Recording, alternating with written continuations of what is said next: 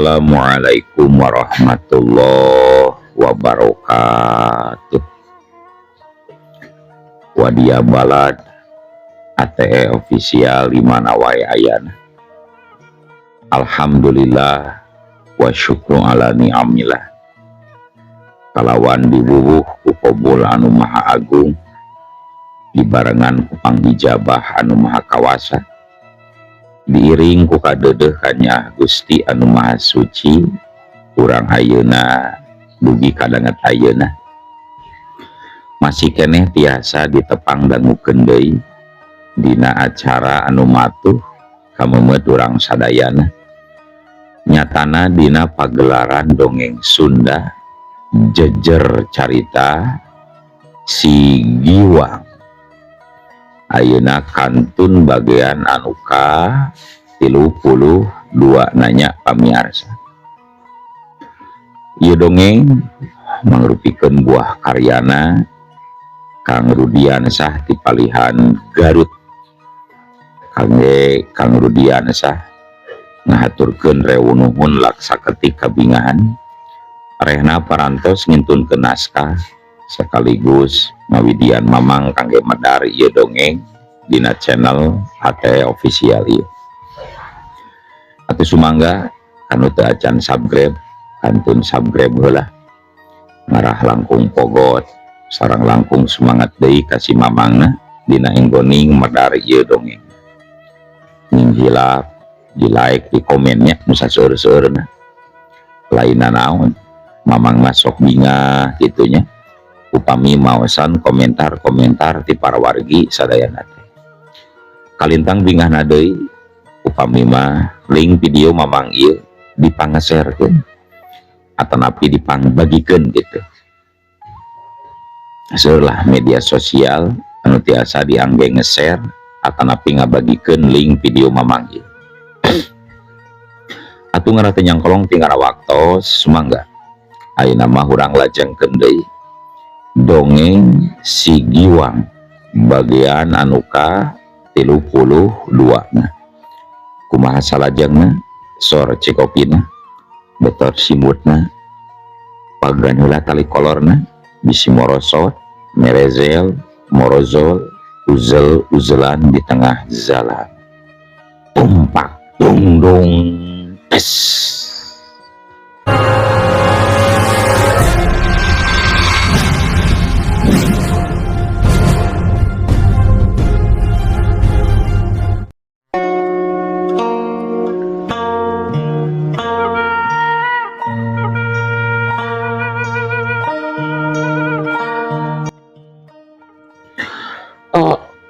Syukur atuh ari bener-bener karapok mah aranjeun duaan, berarti kuring jeung nu jadi adik bakal bebas moal aya deui anu ngudag janji moal ngudag deui.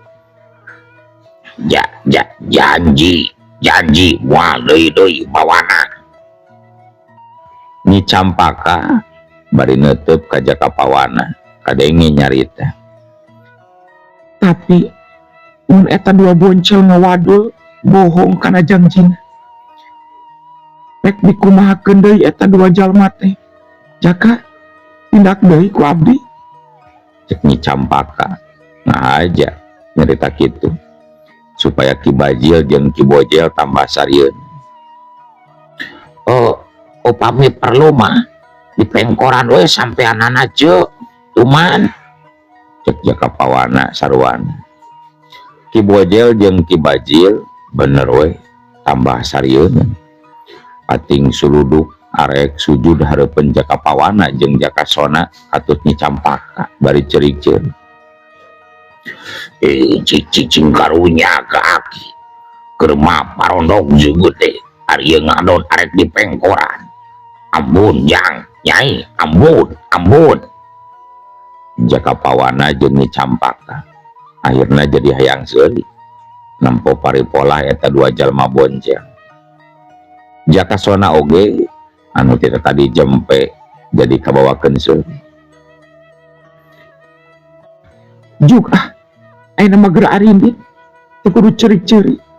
Manya aya jago ceurik asal bener we janjina. kuring oge moal kumaha jum berindit. Ki Bajil jeung Ki Bojel kita indit teh henteu ambek tapi ato lantaran tadi pengkoran sukuna ku musuh. Bari nyelang cengkat duanana terus lalempang setengah lumpat jumaringjit ngaliuk-liuk deui ka tukang. Si Boncel kembang geus eueuh di eta patempatan. Jakapawana jeung Jakasona terus ngagerakeun rasa pangnuhunna dumeh geus ditulungan ku Nyi Campaka. Di luanana ngarobrol di tempat anu ieuh beukeut tetangkalan dariuk dina amparan jukut garing. Jakapawana kadenge anu keur cumarita. Dupi Nyimas kawit di mana kitu? Gening sami aya di ieu wewengkon. Cek Jakapawana. Sedengkeun Jakasona mah wanian nyarita setiatik acan hareupeun Nyi Campaka anu gening masih rada sahandapeun ti manehanana nyilikana rupa. Jakasona era parada dumeh tukangeun nyebut cece. Oh, abdi ti Gua Macan Kang. Tempat matuna pun guru. Tapi selera duaan kawit di mana? Oh, ari akang mah sareng ieu pun adi kawit di Pakidulan Nyimas. Nuju maluruhkeun bapak anu angkat teu mulang-mulang. Dina walasan taun kapengker waktos aya anu ngajakan. Sedengkeun pun biang mah mangkatna ti bumi dina sabaraha sasi kapengker. Teu wartos ulah ka akang katut pun abdi malihan mah. Eueuh, hawatos teuing atuh.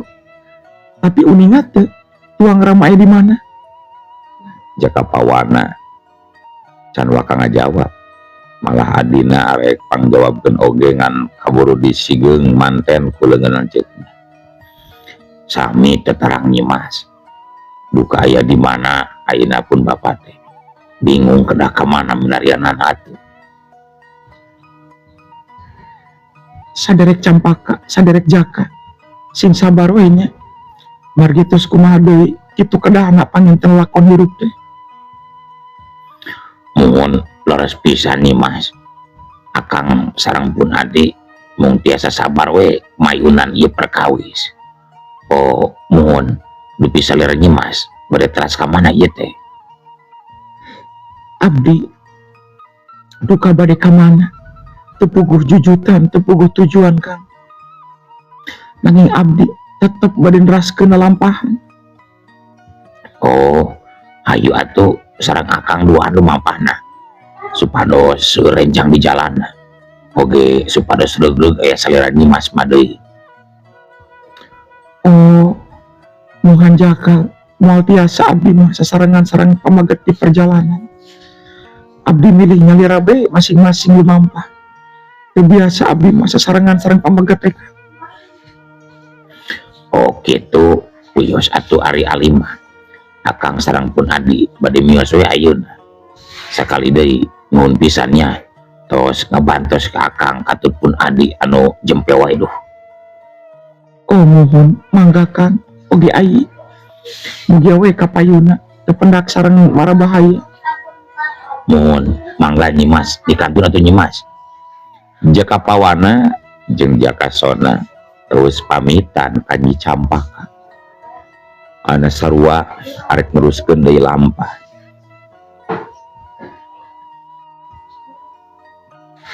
Wanci peuting geus sumandi. Caturkeun ayeuna di wewengkon Gunung Sembung. Di jero imah Ambu Sulasmi kadenge keur aya nu cumarita. Ambu Sulasmi kadenge keur cumarita ditujukeun ka si Giwang anu sarua can sare dibaturan ku indungna.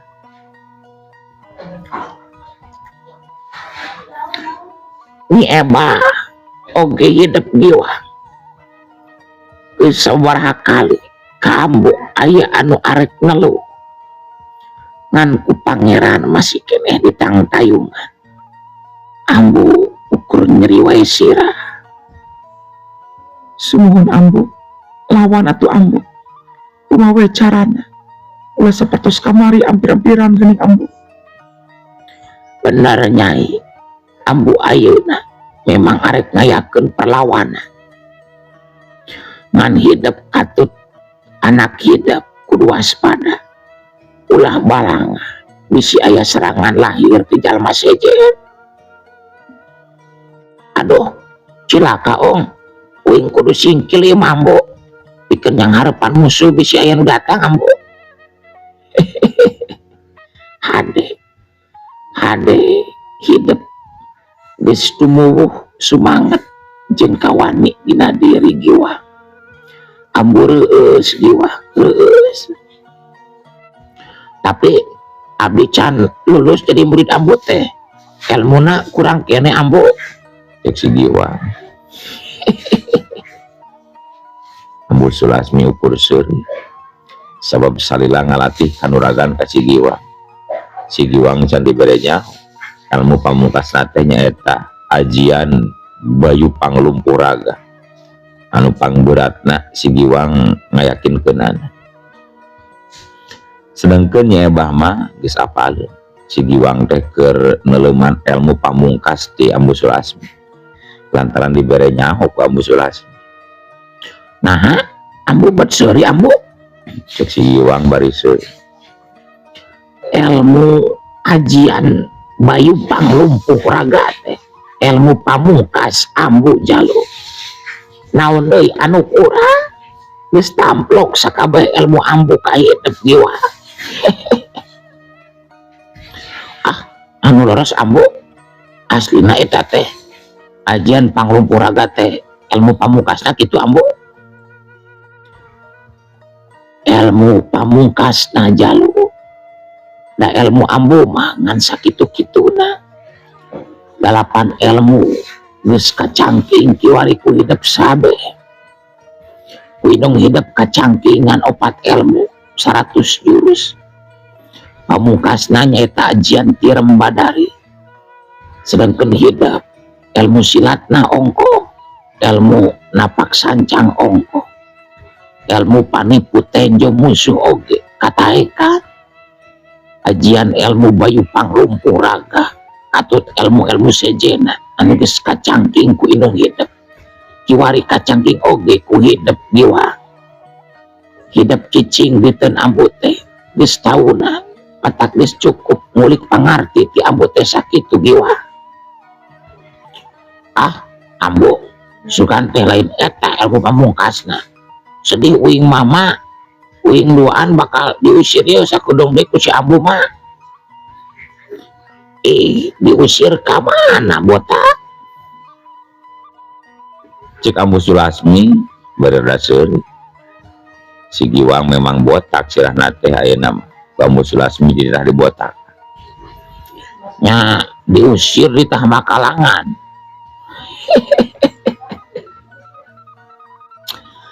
Ari waktu nama kudu indit nyawayahna we kudu indit. Ngan wayah nama ngan ayeuna mah can waktuna. Gesulanya ayeuna mah ambu arek tirakat heula. Bisi duaan geus tundu pek gerasa lare. Ngan ulah tali berat teuing salarena.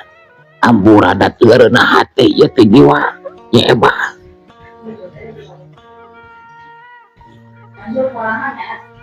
Tenang ambu, abdi memang bade kulem, tapi mau ti berat teuing.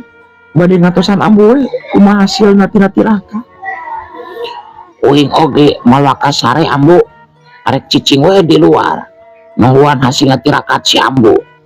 Ilmu tirakat mah geuning can diturunkeun ka uing ambu. Ilmu tirakat mah khusus engke ku ambu dibere.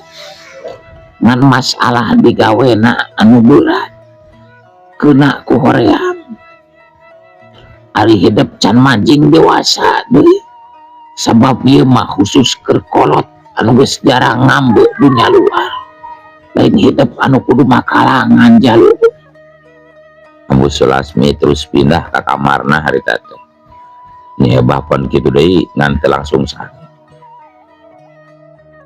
Caturkeun si Giwang manehna ngahaja ngadon cicing di luar imah nempok ka langit sakapeung anu baranang ku bentang. Dina waktu anu meh sarua Aki Samudra di markas Walanda mimiti ngukus parupuyanana bisa ngamitian ngirim deui teluh ka Ambu Sulasmi anu waktu-waktu ka tukang mah gagal bae. Penting eta Aki Samudra kudu ngabuktikeun kehebatan ilmu teluhna. Era ku tuan-tuan Walanda gagal bae. Seperti biasa Aki Samudra ngambat lelembut-lelembut anu ngagegeh Gunung Muncang. Si Ibro anu ditugaskeun maturan teu loba pamola. Cicing we bari ningalikeun anu keur ngukus menyan manis segar. Sampurasun kagaruhun karuhun anu ngagegeh Gunung Muncang. Oge Mbah Buyut giling-giling anu sami jalik di Gunung Muncang. Dizunkeun deui hadir sareng kagiatanana. Margi sakali deui. Simguring Panazara hoyong naleu jalmi anu jenengan Ambu Sulasmi geuning gagal wae yan. Cek Ki Samudra. Seo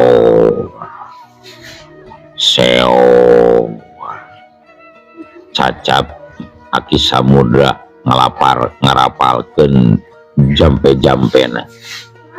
Angin di luar ngadadak pating saleor. Jendela kaca kamar ngadadak brui-brai muka katebak ku angin anu gede. Bareng jeung kitu tina parupuyan ngadadak aya nu bijil. Sagulung seuneu ngablesat awang-awang ngajojo tempat jalma anu jadi sasaran ti Aki Samudra. Kapten Abud, Sersan Joko, Kopral Aseng, atup 60 prajurit anu kabeneran keureuh bari mareulem daging. Harita bisa ningali kana eta gulungan seuneu di awang-awang ngaliwat ka pasisian terus labas ke puncak Gunung Sembung. Kabeh nyaho tanda-tanda kitu teh mangrupa kiriman telung. Malah datang ngabresatna oge ti wilayah markas. Tuh Ki Samudra pasti geus ngayakeun deui serangan jika nama. Jeung itu pasti Gunung Sembung teh moal salah deui kapten. Ayo urang kadar itu. Sersan Joko. Ayo cek Sersan Joko ngajakan gancang muru ka Gunung Sembung.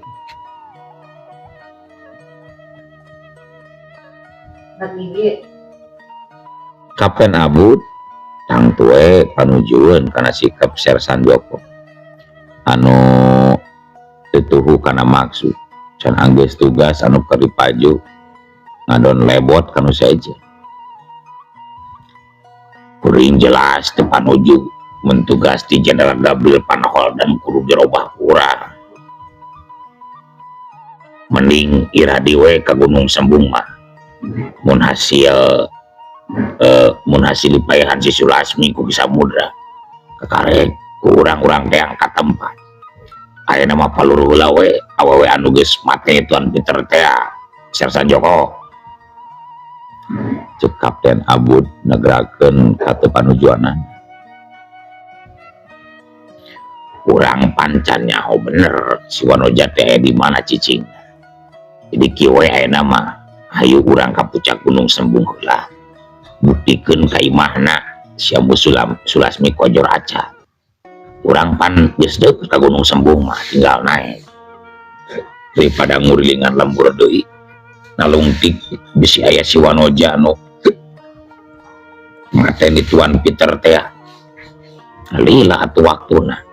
Lembur can kapapai kabeh deui.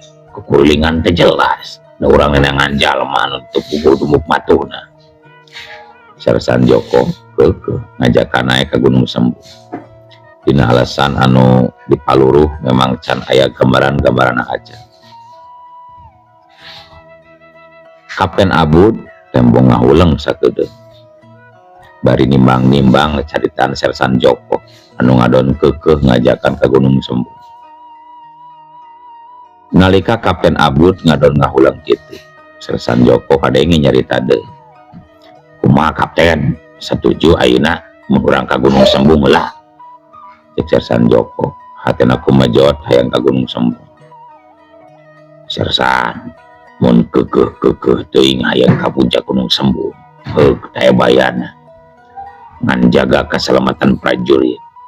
Wayahna tong bawa prajurit ka gunung. Cukup we urang duaan anu naik. Kumaha mun kitu Sersan, setuju? Cek Kapten Abud mere tanjakan. Sersan Joko karek oge calangap karek nyarita deui. Ujug-ujug kadenge sorak jalma sejen dituturkeun ku Jirim anu ngacurat luncat terus pancuh di tempat kosong. Urang setuju euy, mun jeung si Kapten Inditna. Iya, corelat, jeleng kolebat, cilegedeg. Sersan Joko kaget ku Jirim anyar datang. Komo si Aseng mah anu ayeuna jadi kopral, maena kaget jeung atok. Sebab Jirim nu anyar datang tetetela guru. Halo, dan guru nambe pendak deui. Ka mana bae saya den? Cek si Aseng. Sersan Joko oge kadenge milu nemrong. Bener pisan da maraseta. Ka mana bae bet ampleng-amplengan. Bejana Mas Jangkung peren. Hari anjeun harita. Terus ka mana? Teu balik di ka markas. Cik Sersan Joko bari patarema leung. Dewek teh kieu Sersan. Oge maneh Aseng. Syukur teu ka dewek. Sapraksi Jangkung peren ku si Ambu Sulasmi teh. Harita dewek terus minta bantuan kaki gebleg anu jadi guru. Tapi sarua we ngadon medok. Mesa kujur awakna bekuk kabeunangan ku Aji Banyu panglumpur ragana si Sulasmi. Terus we ku dewek teh dibawa ke Gua Mau. Hari taun dewek bingung kumaha ngubaranan. Nyairna dewek teh ka guru, ku guru dititah nepungan Mbah Buyut keling saketi nu aya di Gunung Marapi. Tapi karek oge nepi wates Laut Jawa. Dewek ningali aya jalma laki kolot, kulitna keling, keur ngapung numpak daun raksasa. Terus turun nyampeurkeun bari ngawanokeun diri. Kolot eta teh tetela Mbah Buyut keling saketi pisan. Manehna kita balik deui ka Gua Mau numpak eta daun. Saapungan nyawa-nyawa geus nepi we ka hareupeun gua. Jeung anehna teh manehna ujug-ujug nyaho sacan kuring rangkeun anu sabenerna. Digebleg muridna nadangan tatu bari awakna beuki babar ku saware. Leuwih kagetna deui kuring mah. Lain ditulungan eta digebleg kalaka diperenan nyawana kumanehna. Dipencarkeun sirana. Pajarkeun teh sangeuk boga murid elehan. Malah ayeuna mah jadi dewek anu jadi murid tunggalna oge. Jadi tetulus ingin ka Gunung Marapi teh harita. Sebab kaburu panggih di perjalanan jeung jalma nu ditujuna. Sarta ayeuna si Sersan hayang naik ka puncak Gunung Sembu. Hayu atuh. Ku dewek di baturan. Oge maneh Aseng keun si Kapten masina cicing we di dieu. Pikeun tunggur reungit. Cek maraseta nyarita mungguh beuki somong we ayeuna. Ting pedah ngaku geus jadi murid Mbah Buyut keling saketi meureunna. Jeung teu nyabit-nyabit ngaran Romlah. Sersan Joko bogo we bunga. Da maraseta mereka terangan kitu teh bari arek maturan manehna ka Gunung Sembu. Ngan aya hanjakalna ki geblek bet penuh umur. Tah geuning aya batur anu bisa leuwih dipercaya. Mun ka puncak Gunung Sembu sakalian bari nyangkalak si Ebah katut anakna nya. Da maraseta. Hayu. Si Kiwang anak si Ebah teh ngaranna Sersan euy. Nah gening bet nyao anak saya bangarna si Giwang. Apanan cek batin guru dewek nyosotenan. Ayo Agus, tong kalau bata tanya deui. Urang tiluan kudu buru-buru naik ya ke Gunung Sembu. Dewek hayang nyao, hebat keneh ilmuna si Sulasmi mun dipake ngalawanan dewek. Da Maraseta bener-bener yakin karena kemampuanan. Si Aseng teuing kedah aya guru meureun. Langsung we siap ngilu ka luhur puncak Gunung Sembu. Kapten, kuring kapaksa kudu ini teula ka luhurnya. Kabeneran ieu aya si Damaraseta. Jadi nambahan batur ieu ka luhur. Umatnya sing sabar ngaduan kuring balik deui di dieu. Sersan Joko Meta sangkan Kapten Abud ngadaguan. Nya pek ari kitu mah kacidekanana. Kukuring dihidinan naik ke Gunung Sembu. Jeung kukuring pasti dagua di dieu. Sanggeus kitu mah tilu jirim harita me barang pating jorela taluncatan. Ninggalkeun eta patempatan saja ngajugjug ka puncak Gunung Sembu. Ngan Kapten Abud masih nafsu hatena kada Maraseta. Dumeh wani ngahina basa ka dirina. Pongang mah hayang kumaha we tapi rumah sadirina teu bisa naon-naon. Ukur bati ngekeremet nawe wungkul. Sedangkeun kaayaan di buruan imahna Ambu Sulasmi tembong si Giwang keur tetanggahan ka luhur. Merhatikeun anu beureum buleut di awang-awang anu keur maju jiga meteor. Olo, naonnya itu? Cek si Giwang bari sirahna tangga deui. Caturkeun di jero imah nyebah milu nyileuk hatena salempak. Ambu Sulasmi teu kuateun ngadah kiriman. Sedangkan Ambu Sulasmi anu keur tirakat geus miti ngarasakeun awakna nyongkam panas jika dikurlingan ku seuneu kesangna ngoprot maseuhan beung.